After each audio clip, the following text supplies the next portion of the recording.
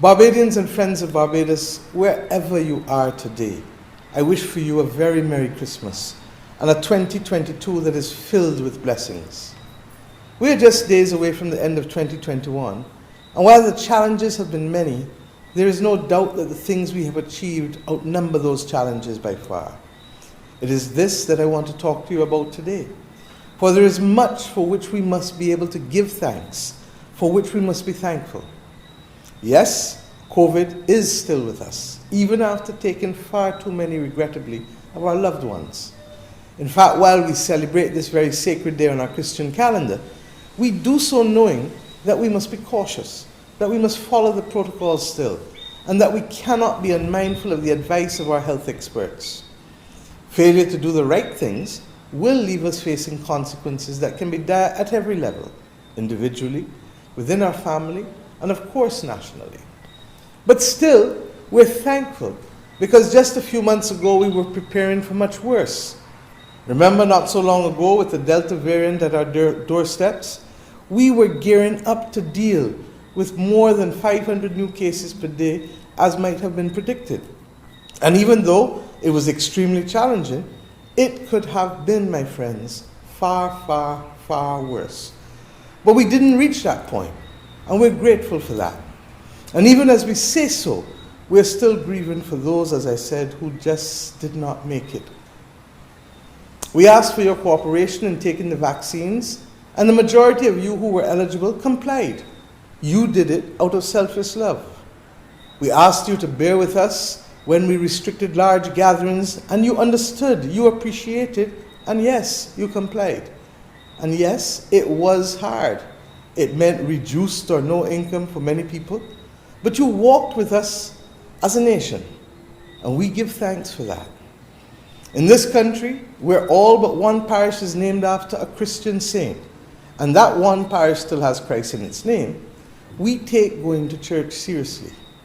For the sake of the majority and to protect the most vulnerable in our society, traditional worship was restricted, and you complied in the interests of your country. Many of you were asked on the front line to work harder, to work longer, to sacrifice time with your families, to look after strangers.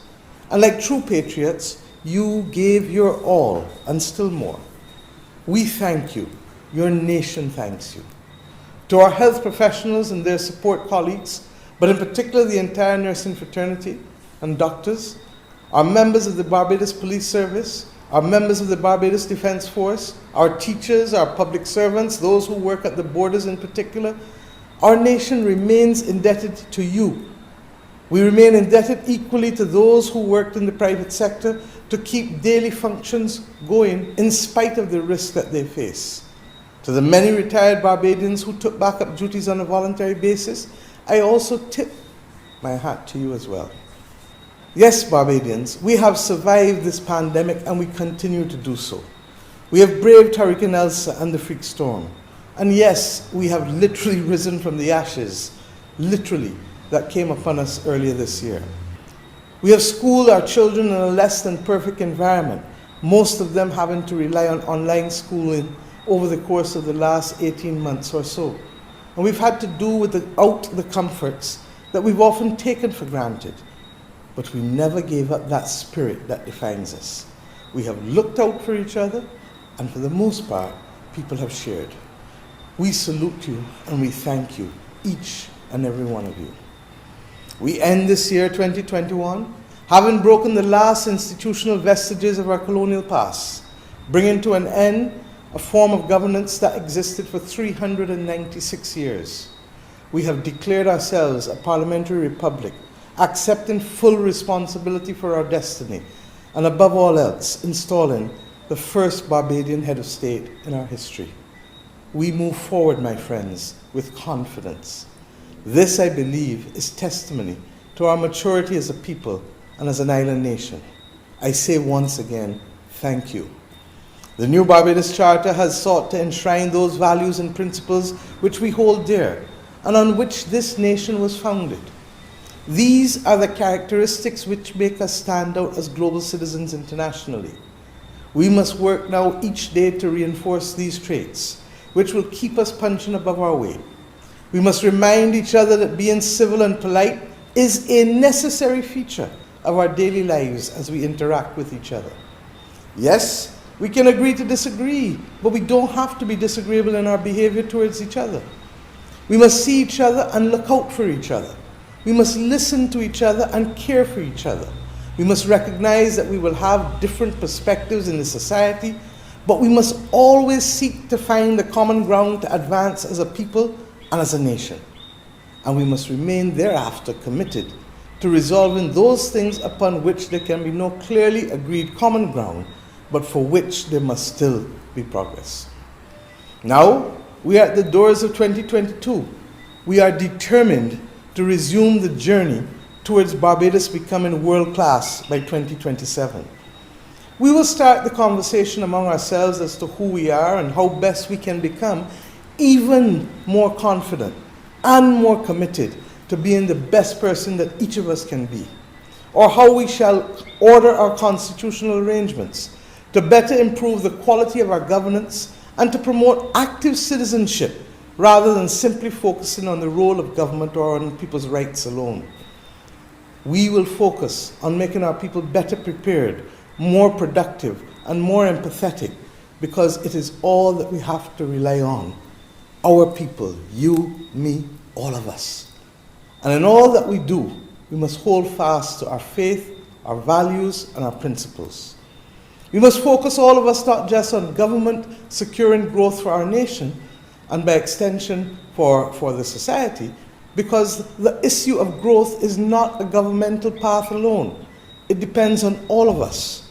Fair and equitable growth must be our mission, for we will not accept jobless growth as others have believed to be acceptable in the past.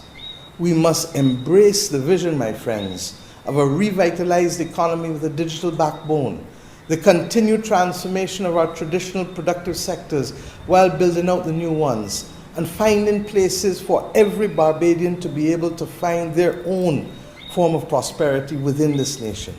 That must be our goal. And of course, you've already seen our commitment as a nation towards an improved physical infrastructure with better roads and better traffic management and dealing with the issues of water augmentation and distribution. And of course, making sure that we have a cleaner, greener Barbados.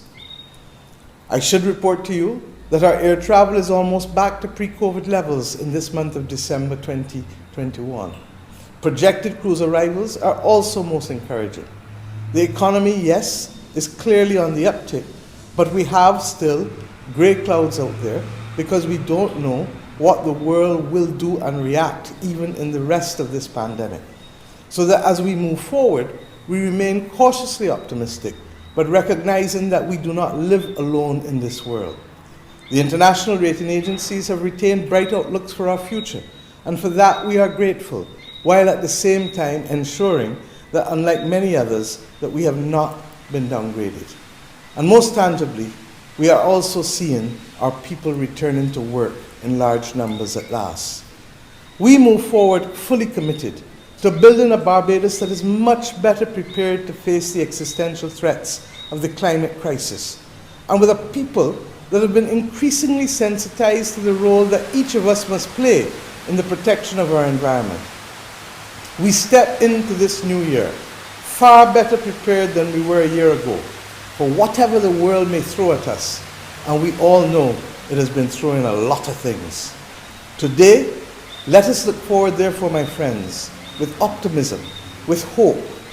We've braved the showers, we can see the rainbow and even the pot of gold at the end of it.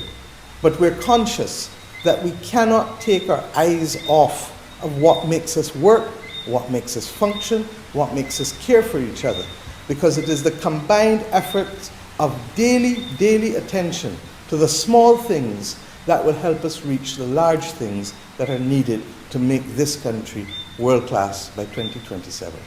We know as well that if we hold on to all of that, buttressed by the Barbadian spirit that is so resilient, yes, my friends, we shall make it. May the Christmas cheer be felt by each and every one of you today, for this year requires that we literally breathe and say thank you, thank you. And as we do that, may we give thanks to God in all that He has done to bring us safely to this point and to keep us inspired to do better in 2022. Thank you very much. God bless us all. God bless Barbados.